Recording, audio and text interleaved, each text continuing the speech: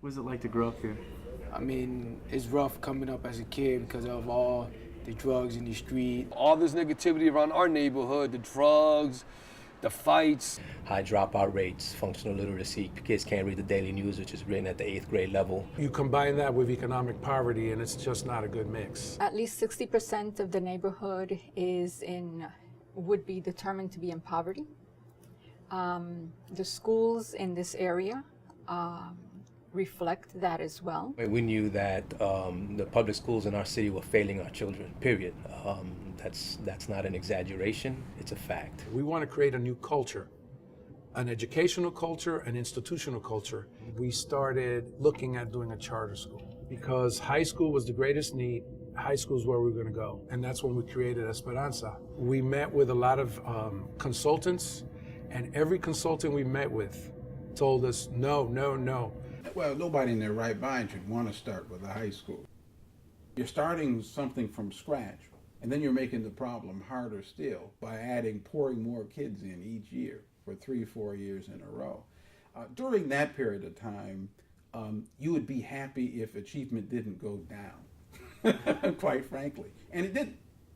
What we're seeing as we're looking, in the data is that Esperanza's achievement levels are higher. Their retention and promotion rates are higher. Their graduation rates are higher.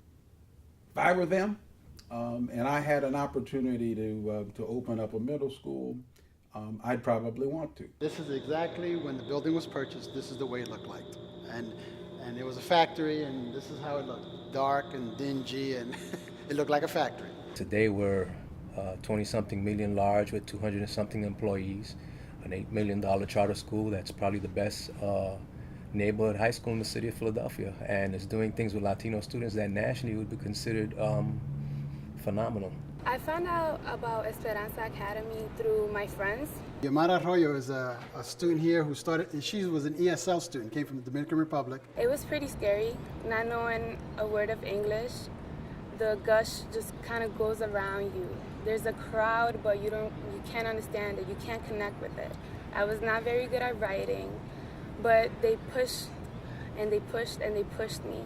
There was no such thing as a language barrier for her. She came in here working hard, learning the language. She picked it up. Within a matter of 4 years, she was given a full ride at University of Penn, and that is an amazing story. There's so many things I want to do in my life, man. I'll be honest with you. There's so many goals I have. Beautiful kid. He doesn't hold nothing against either one of us because none of us are perfect parents. I told him I'm not father of the year caliber. I know he does love me, and I know he does his best. I never knew what Esperanza was, until my son started participating, going in there, asking. He told me, we're not accepting no one now. So I was a little discouraged. I was a little upset. And I went home, I talked to my father. I was like, Dad, I want to be in this school. And they were actually turning him down, and we were kind of depressed by it because a Spanish kid in a Spanish neighborhood couldn't go to a Spanish school. We really struggle with the fact that only 700 kids can come in, and we do it by lottery. We don't choose the kids who come here. We have a waiting list that we close at 700. We're not a private school, this is a public school. We're open to everybody, but we have waiting lists that are in the hundreds. And the reason why is, again, because this is a place where we teach our kids, we are committed to our kids, and the parents understand and appreciate that. And they too become partners that make it for a successful educational environment. My mom introduced me to Esperanza. She attended Esperanza. She got her associates, so I saw her graduate, and I just seen the excitement and just how much she used to come home feeling filled with knowledge and just women empowerment just by going back to school. We all came here because we wanted to do something with our lives. How old were you when you decided to go back to college or go to college? I was in my 40s. It was my dream to gain an education, but I didn't have the opportunity when I was a younger person. But when students come here at the very first, they're afraid. Am I going to make it? I'm really not good at math. Oh my God, and they're sort of, white-knuckled about it. These are night students. They come in here tired. They've had to work. They've had to run their child from one place to another. Sometimes they don't eat. They just eat out of the vending machine when they get here. It's really tough. If you compare this school to other Hispanic serving institutions, you will find that our graduation rate is higher. 60% graduation rate. I thought that was bad, but it turns out that most AA degrees are doing under 15% graduation rates on 2 years' time. So we're about 4 times better. You see that first A, you know, and then it's like you've never seen an A before, so you're like, wait a minute, wait a minute. I did that. You know, I actually pushed myself. I came here and I just loved it. Like, I loved everything about it.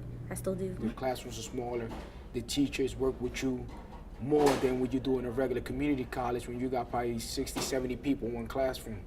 So here you got about 12 people in a classroom, and it's easier for you to learn. It's easier for you to ask the teacher questions. So Esperanza College is offering a lot of people here in the North Philadelphia the chance to become somebody in life. Many students will come here, and their biggest motivation is they want to go back into the community and change their community in some kind of a way. So when they leave, this is on their mind. So you have a student who started an ambulance service because ambulances just weren't coming through here fast enough. Esperanza College has been huge, a huge blessing to this neighborhood, to me in my life. Talk about what an education has meant to you. Oh, it's been phenomenal. I mean, it opened so many doors and opened my mind to so many different things. It just makes me look at life and the world a whole nother way now. And I'm currently working on my master's degree and just keep going from there. I opened up my own business. I'm opening another own business. I studied here at Norris Square Senior Center as a secretary. I got my associate's degree. Now I have my bachelor's degree and I run this place. A lady in the front desk, her name is Ada. She called me, she said, Julian, you got accepted.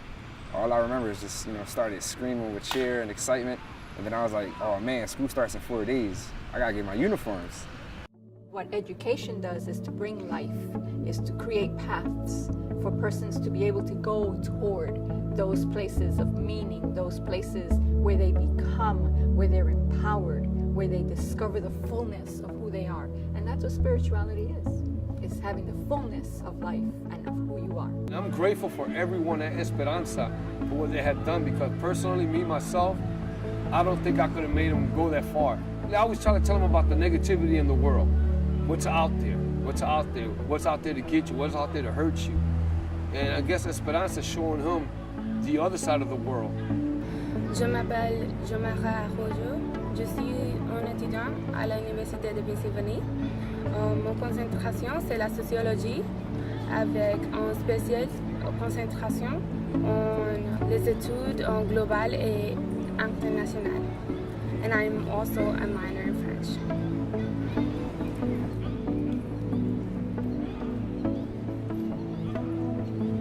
We only save 700 kids here. That's our enrollment, 700 students. And still thousands of kids are lost in our community. So we struggle.